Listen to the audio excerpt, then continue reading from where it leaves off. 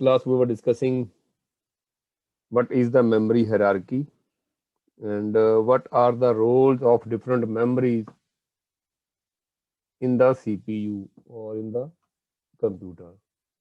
So during that discussion, we have already discussed that as per the memory hierarchy, the fastest memory, which is the very much near to the CPU, after the registers, which is the internal memory of the any processor, is the cache memory. So today we will discuss some sort of properties. What are the different properties of the cache memory, and how a cache memory will be able to get the data or information from the main memory on the behalf of the CPU. As and when the CPU is required or will have to read the information from the main memory, then what are the different techniques or what are the different methods by using which a cache memory can access the data from the main memory. So today we will discuss those design related issues, how the data will be accessed. So before we will move to those particular mapping techniques which are used to understand how the data will be accessed from the main memory, we will discuss certain properties of the cache memory. So before we will move to that point. So as we have already discussed that as per the hierarchy, the registers are the internal memory of the any processor or any CPU. And after this internal memory, these registers, whatsoever will be the nearest memory and whatsoever will be the fastest memory, that will be the cache memory. So every cache memory will be having its size. And normally the size of the cache memory will be in megabytes. And it will have to access the data from the main memory. And main memory will also be having some sort of memory capacity. And the secondary storage device is the hard disk. So as we have already discussed that the main memory or the RAM, internal RAM will get the data from the main hard disk, and the data which will move from the main hard disk to the main memory will be moved in the form of pages. And wherever the data will move from the main memory to the cache memory, then that information will be moved from cache or to main memory in the form of blocks. So today we will try to understand what is the meaning of block and how the data will move from the main memory to cache. And then as we have already discussed that the data from the cache memory to the registers will be moved to the words. So where the word is what? Word is the maximum data handling capacity of a processor. It may be 8-bit, 16-bit, 32 or 64, depending upon what is the maximum data handling size of the processor. So if a processor will be of 32-bit, then the word size will be 32-bit. If a processor will be of a 16-bit or 64-bit, accordingly word size will be changed from the 16 to 64-bit. Okay. So, but the data between the main memory to the cache memory will always be transferred between these two types of the memory in the form of blocks. And now how the data will be accessed from the main memory for the cache memory, those techniques are called cache memory. So today we will discuss what are the different techniques and how can we use all those cache memory mapping techniques which are used to access the data from the main memory. As we have already discussed in the previous classes, if we look at the size of the cache memory and main memory, and we have already discussed that the size of the cache memory will be in few megabytes, where as in the case of main memory, the size will be in gigabytes, few gigabytes. So there will be huge difference between the size of the cache memory and the size of the main memory. Now the question is how and when and with the help of what type of different techniques the data of from a large memory location will be accessed or moved to or from the cache memory to or from the main memory. So this is the main concern, and this concern or these issues have been solved by using the different mapping techniques. So after this, we will discuss what are the different mapping techniques. So before we will move to the different mapping techniques, I would like to just tell you what are the different properties or what are the different definitions or technical names will we use while discussing the memory mapping techniques of the cache. Okay. So first of all, what is the block size? As we have already discussed that the data from the main memory to cache will be moved in the form of block. So naturally, the main memory will be divided into different blocks. Whatsoever the capacity of the main memory will be, the main memory will be divided into blocks. And each and every block will be having a similar size. The size of the each and every block will be of same. So again, we cannot say that if a processor is of a 32-bit, then the block size will also be 32-bit. No. If the processor will be of a 32-bit, then no doubt whatsoever the storage capacity of the blocks will be there, that must be having the different words. It may be one word or it may be more than one word. Means maybe the size of the blocks will be decided by the designer. Then a one block may have more than one words of the processor. So similarly, whatsoever the size of the block will be there in the main memory, the similar size will be there for one block in the cache memory as well. So whatsoever the segmentation will be there in the main memory, that is called blocks, and whatsoever the different parts of the segmentation of the cache memory, that will sometimes called the block, or sometimes in some books you may find its name is line as well.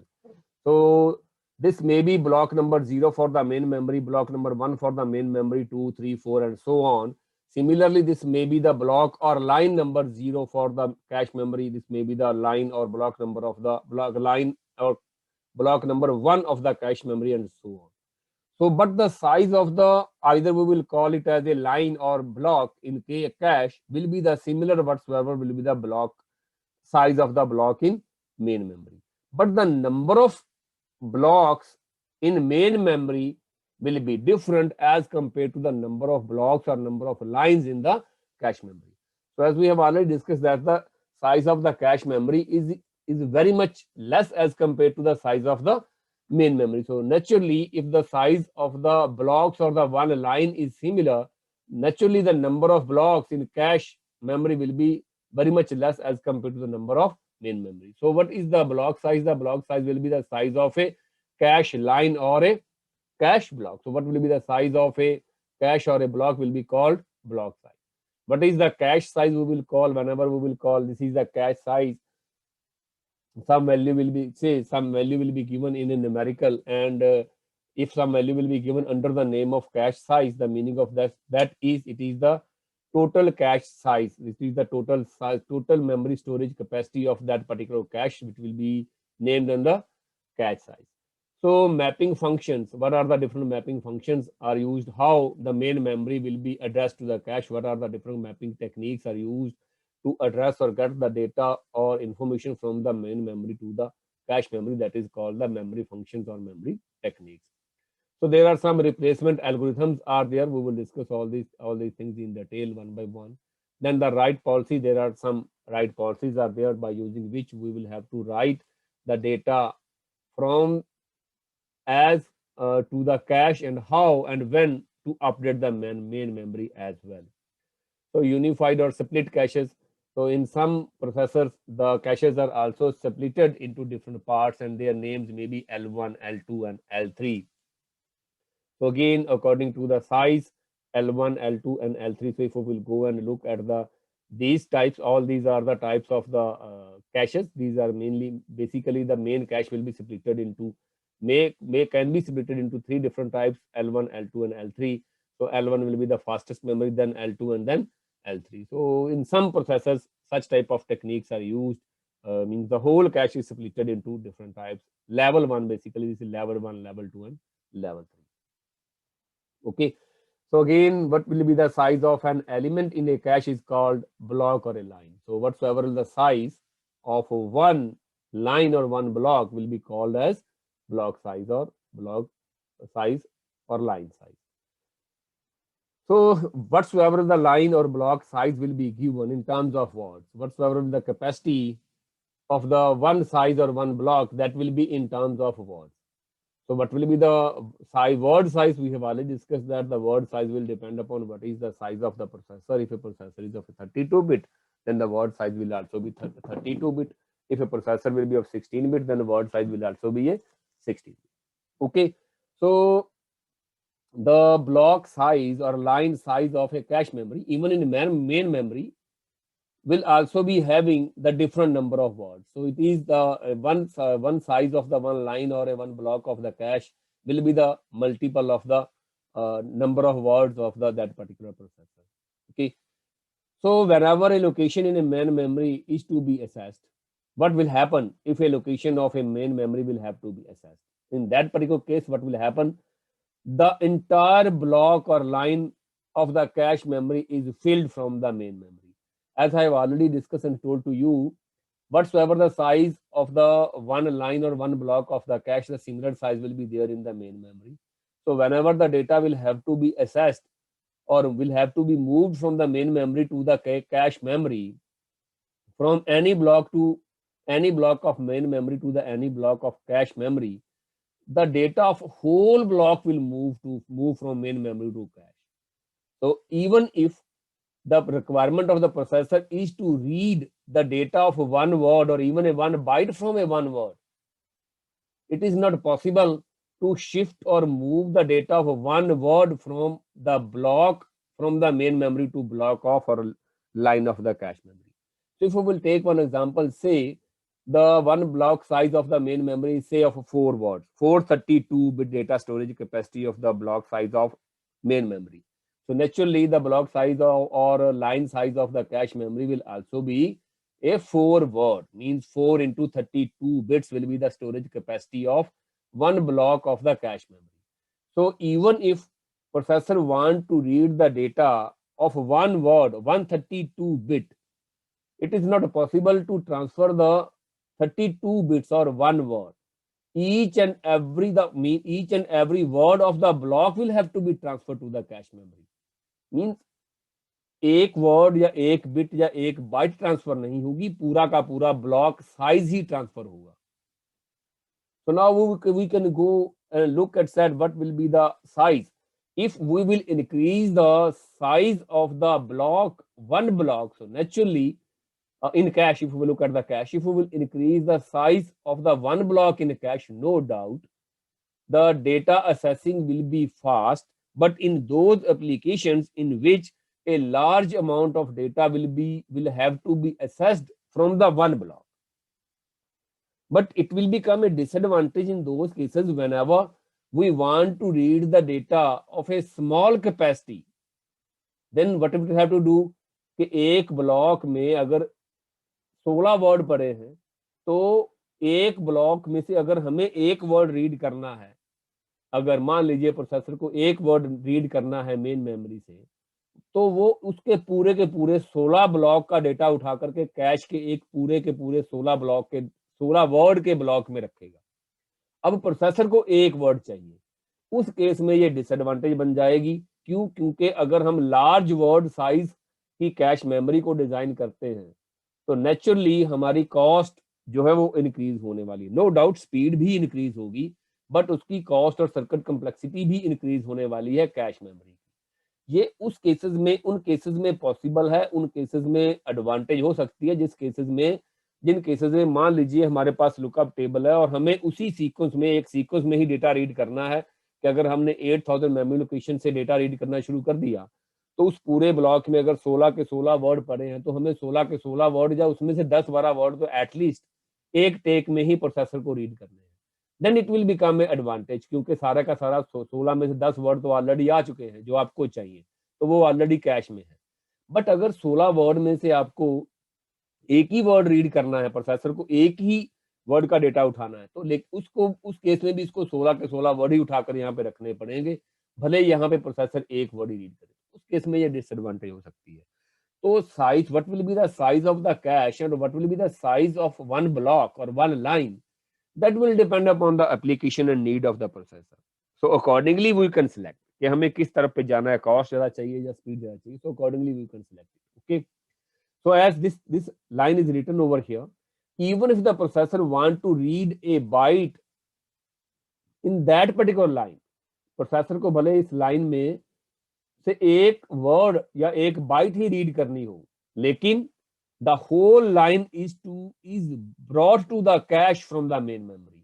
Whatsoever the required line, भले एक ही bite हो या एक उस block में या line में एक ही बाइट रीड करनी हो, पूरे का पूरा ब्लॉक शिफ्ट होगा यहाँ से मेन मेमोरी से इसमें.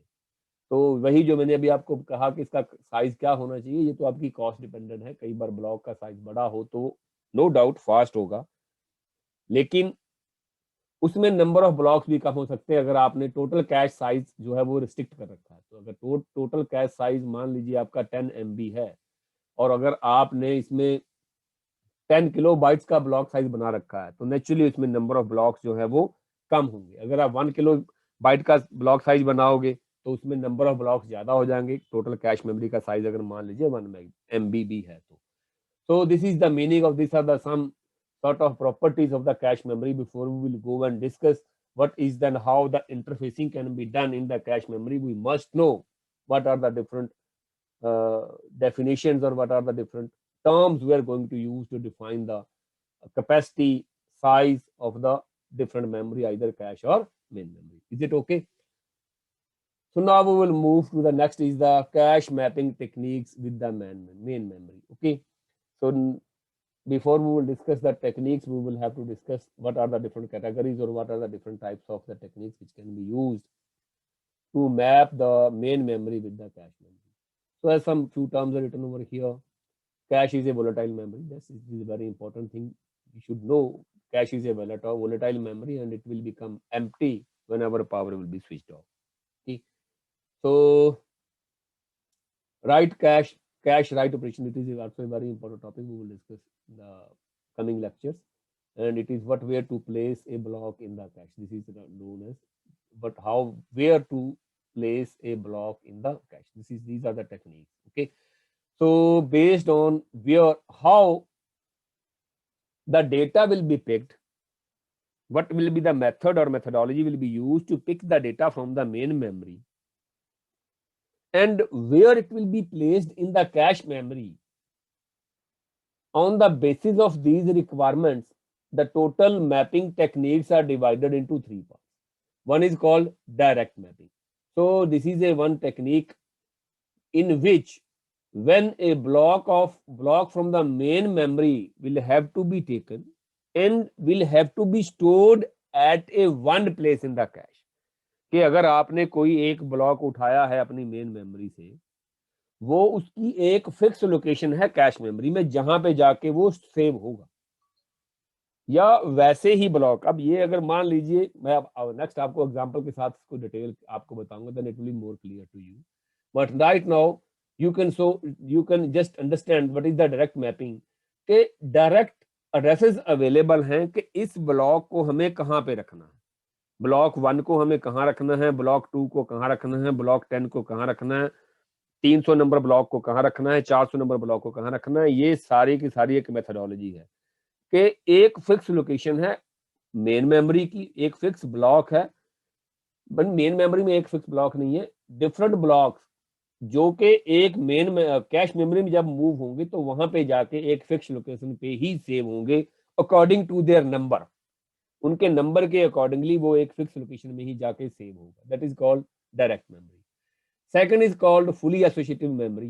In case of fully associative memory, in this particular case, whenever any block of the memory will have to be mapped to the any place in the cache memory. So what was there? In a block from the main memory will always be mapped to the one place in the cache. कि कोई block एक है मान लीजिए main memory में, उसकी एक location fix है कैश मेमोरी में. कैसे फिक्स होगी वो मैं आपको आगे बताऊंगा. लेकिन एसोसिएटिव जो fully associative memory technique, memory mapping technique है, इसमें कोई भी ब्लॉक मेन मेमोरी का किसी भी प्लेस के साथ मैप हो सकता है, वो फ्री हो तो. लेकिन इस केस में अगर एक ब्लॉक किसी एक प्लेस के साथ मैप्ड है और वो मान लीजिए पर्टिकुलर स्पेस खाली नहीं है, तो उस ब्लॉक का डेटा उस कैश मेमोरी में ट्रांसफर नहीं होगा जब तक वो स्पेस खाली नहीं होगा। लेकिन इस केस में ऐसा नहीं है।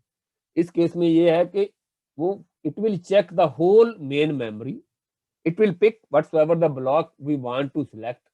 वो किसी भी ब्लॉक में जाके सेव हो जाएगा कैश मेमोरी में।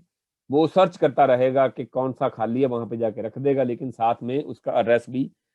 फुल मेथड है, मैं आपको डिटेल में एक्सप्लेन करूंगा, अभी आपको शायद उतना समझ नहीं आया। लेकिन जो सेट एसोसिएटिव होता है, इसमें दोनों टेक्निक्स को कंबाइन करके यूज किया जाता है।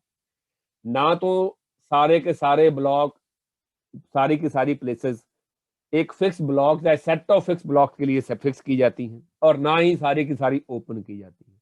इसमें कुछ सेट बने होते हैं, उस सेट में से कोई एक लोकेशन चूज की जा सकती है। यहाँ पे तो 1 to 1 है, यानी मैनी इज टू 1 है कि मैनी ब्लॉक्स मेन मेमोरी के एक फिक्स प्लेस पे ही जाएंगे।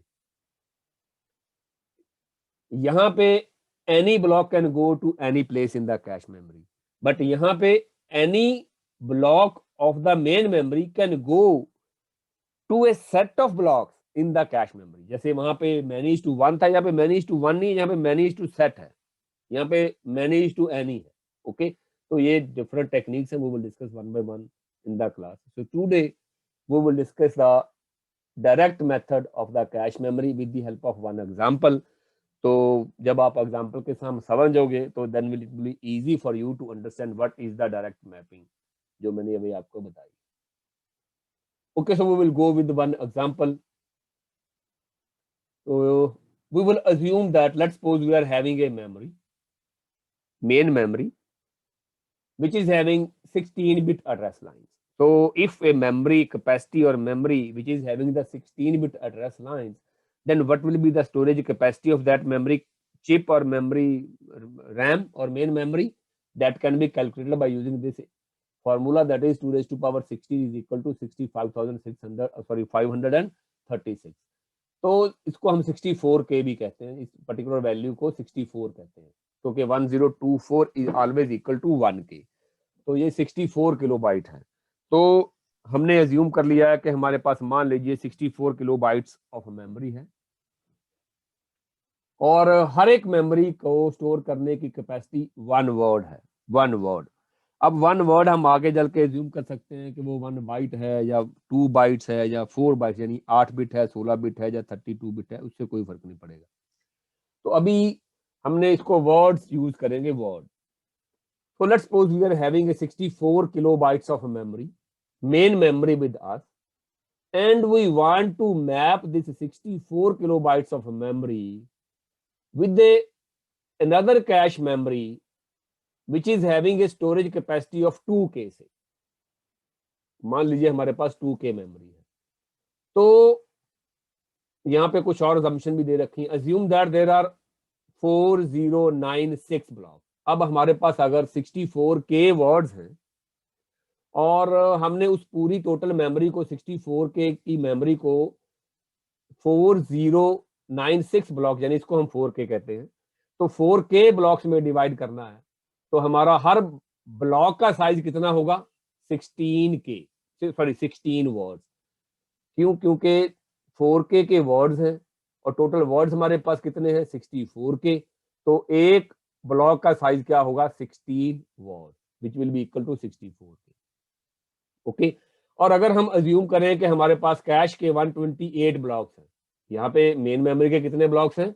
4K, और कैश मेमोरी हमारे पास उसके कंपैरेटिवली बहुत कम है, और उसमें कितने ब्लॉक्स हैं? 128।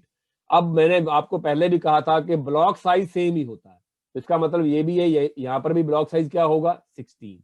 तो 128 into 16 will become 2K।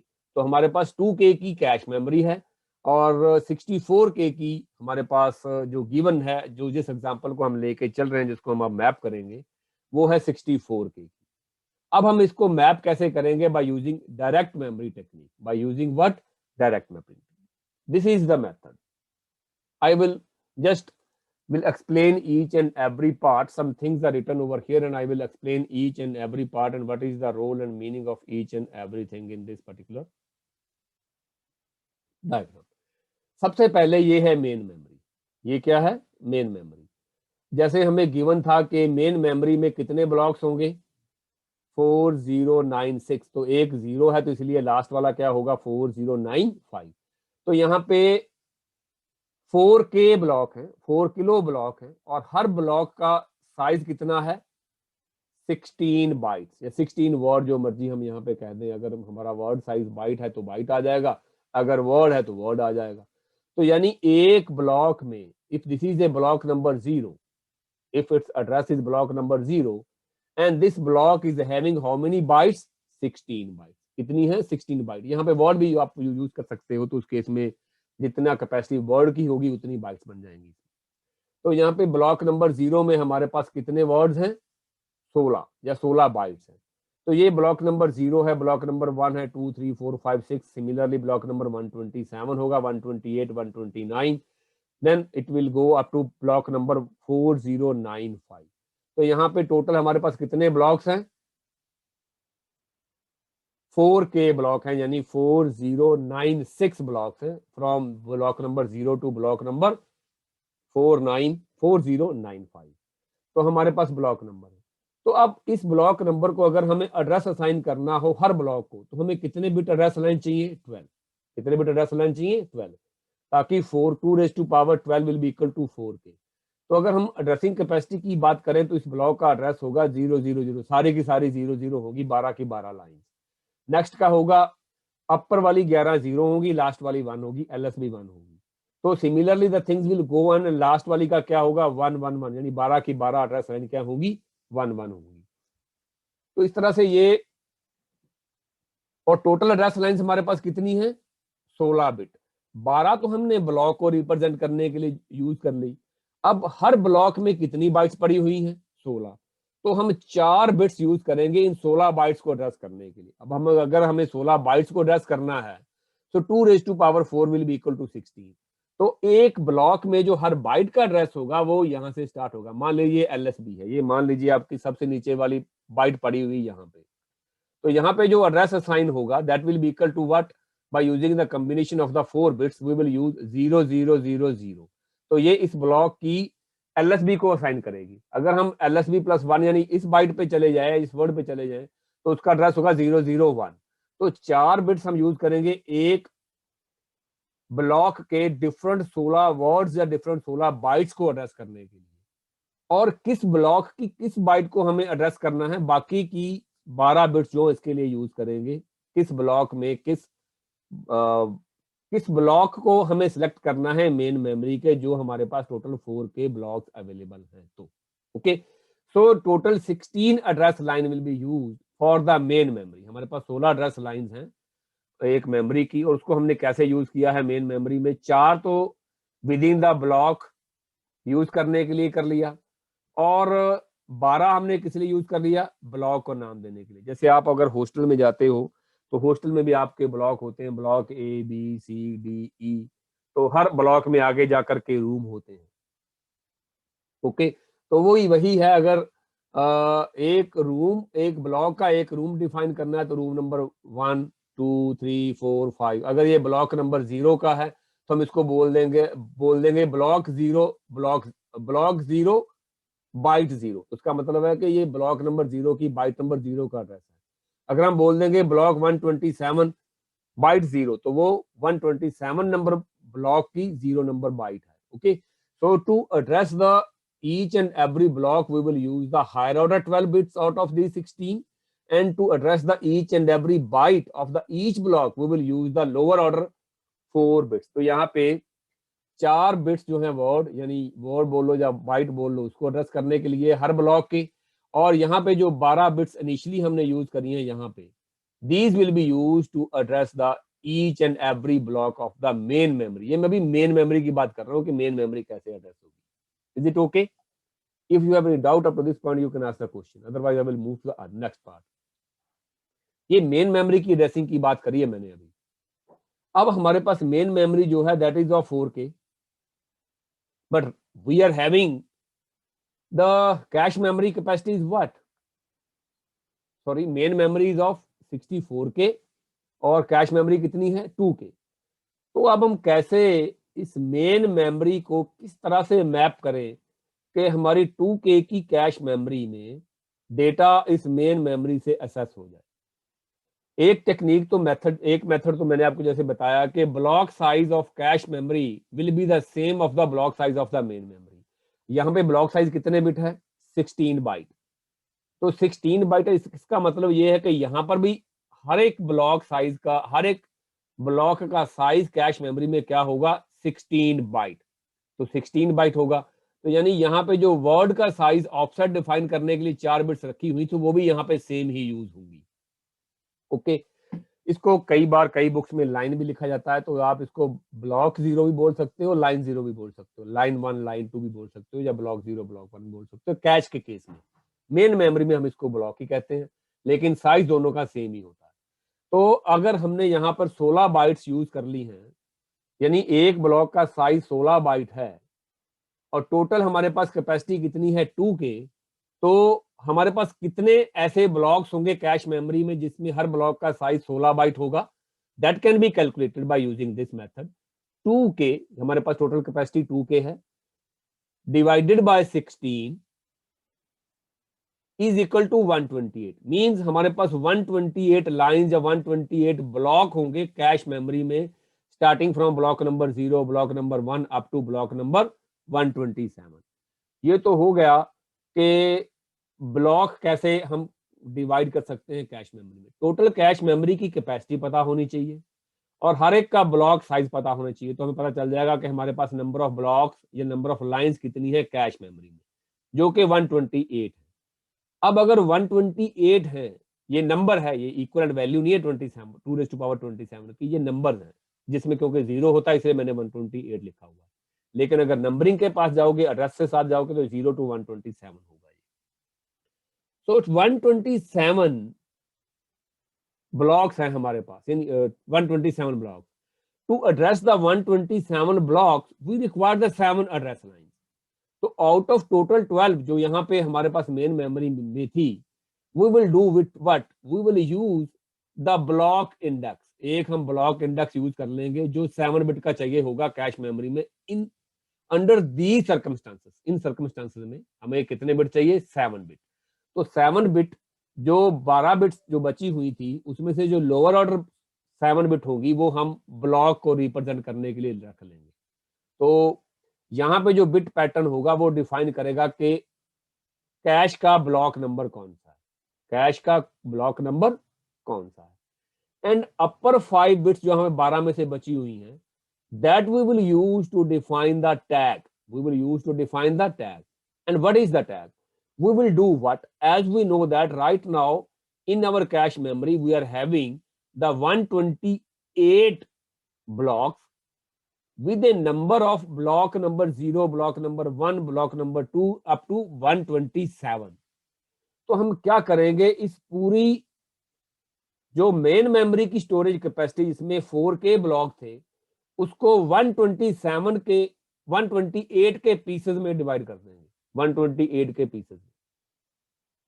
This will become one set of blocks, this will become another set of blocks up to 257, then process will go on. Okay, तो इस तरह से ब्लॉक के फर्स्ट सेट, यानी ब्लॉक का जो ये ब्लॉक 0 है, इसका एक अब मैपिंग कैसे होगी? मैपिंग होगी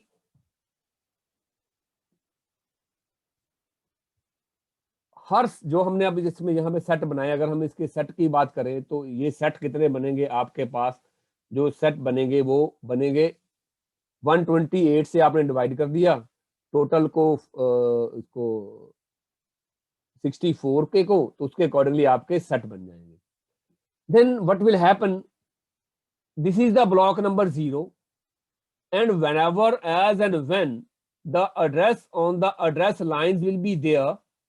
अभी मैं इन 5 की बात नहीं कर रहा हूं, अभी मैं टैग की बात नहीं कर रहा हूं, अभी मैं सिर्फ ब्लॉक की बात कर रहा हूं।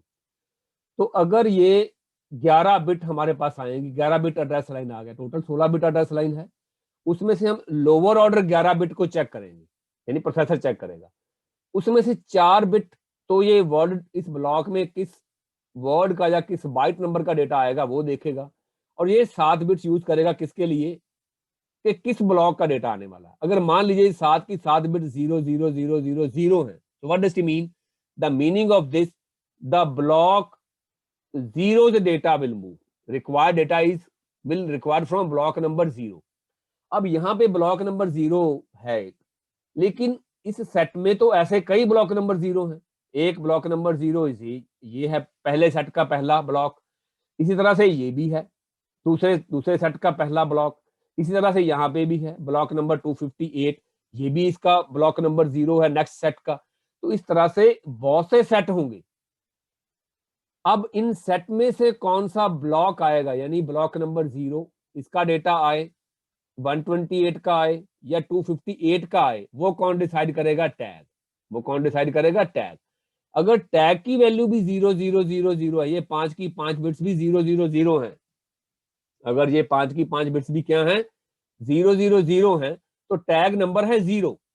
तो पहले ब्लॉक का यानी पहले सेट के पहले ब्लॉक का टैग नंबर भी 0 है और ब्लॉक नंबर भी 0 है।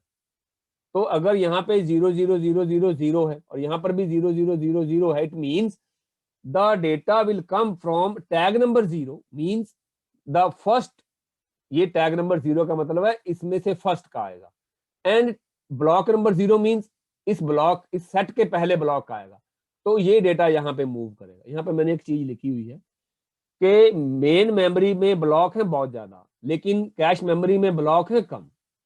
तो जैसे मैंने अभी पहले कहा था कि मैनी इज टू वन, यानी कई ब्लॉक की एक फिक्स मैपिंग हो रखी है एक ब्लॉक के साथ, लेकिन इनकी मैपिंग फिक्स है, यानी ब्लॉक नंबर 0 ऑफ हर सेट का इसी ब्लॉक नंबर 0 में आएगा।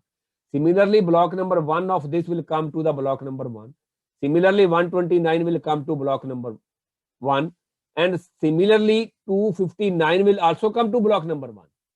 ओके, और यहाँ पे जो 127 ब्लॉक है, लास्ट ब्लॉक है कैश का, उसमें 127 नंबर आएगा, और सेकंड सेट का जो लास्ट वाला है 257 भी जाएगा, और थर्ड सेट का भी इसमें जाएगा। सिमिलरली लास्ट वाला भी लास्ट वाले में इसी में ही जाएगा। Okay, so how the mapping will be done, the mapping will be 0 number block of the main memory will be map to the 0 line. यहाँ पे मैंने लाइन नंबर 0 लिखा है ताकि कंफ्यूजन ना हो, 2 बार ब्लॉक करोगे तो आप कंफ्यूज हो सकते हो। जैसे यहाँ पे ब्लॉक लिखा हुआ है, आप मान लो कि इसका नाम लाइन है, लाइन 0 जो कि ब्लॉक नंबर 1 है कैश का। So block number 0 of the main memory, block number 0 of the main memory will go to the line number 0 of the cache memory.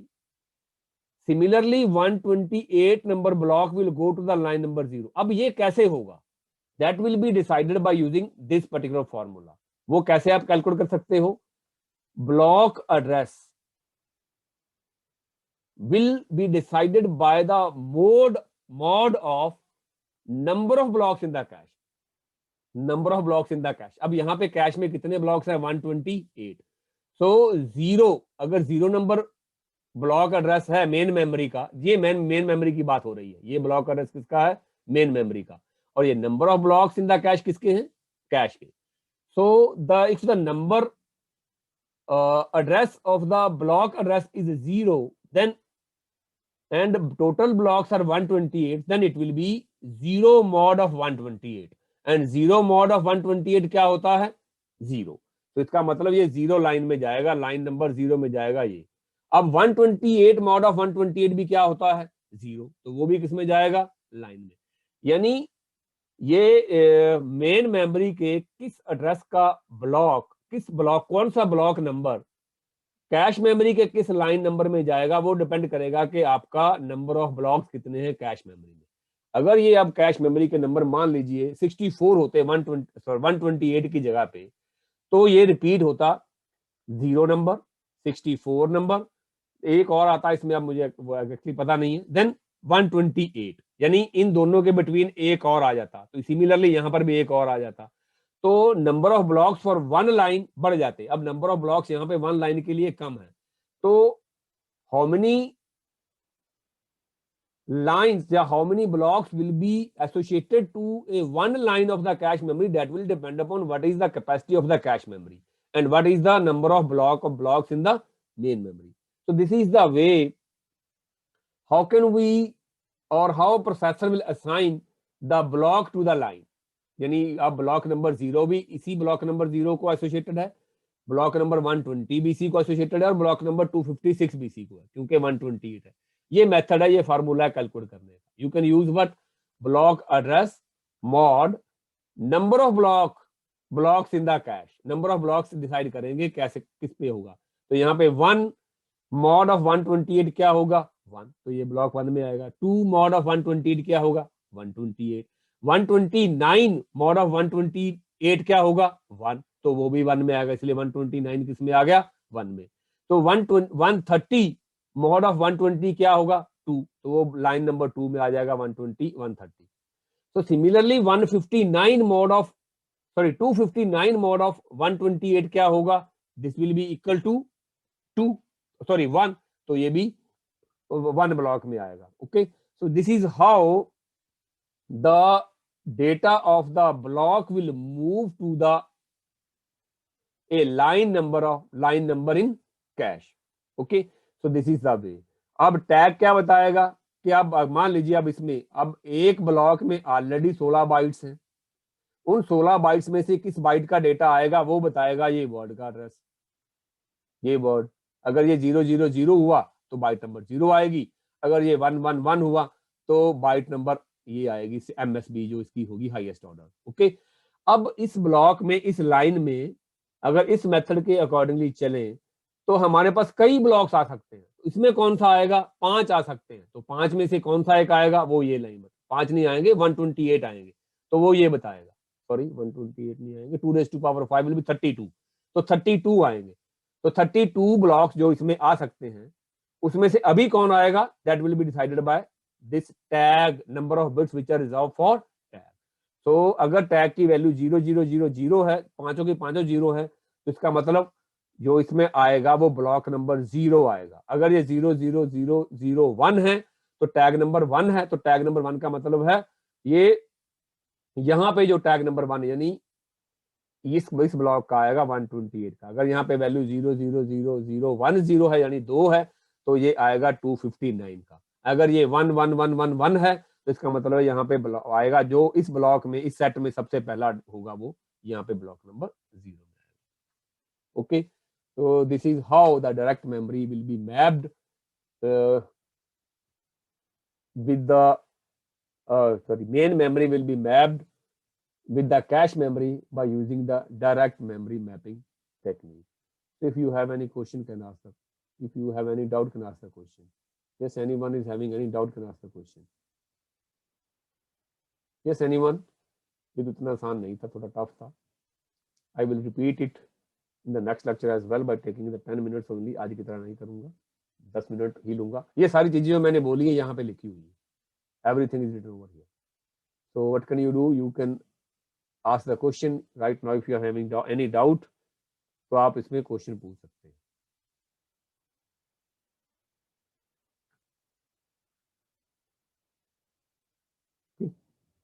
So that is all from my side. Sir. Yes. Sir quiz का कोई update? हाँ, quiz का update ये है भाई कि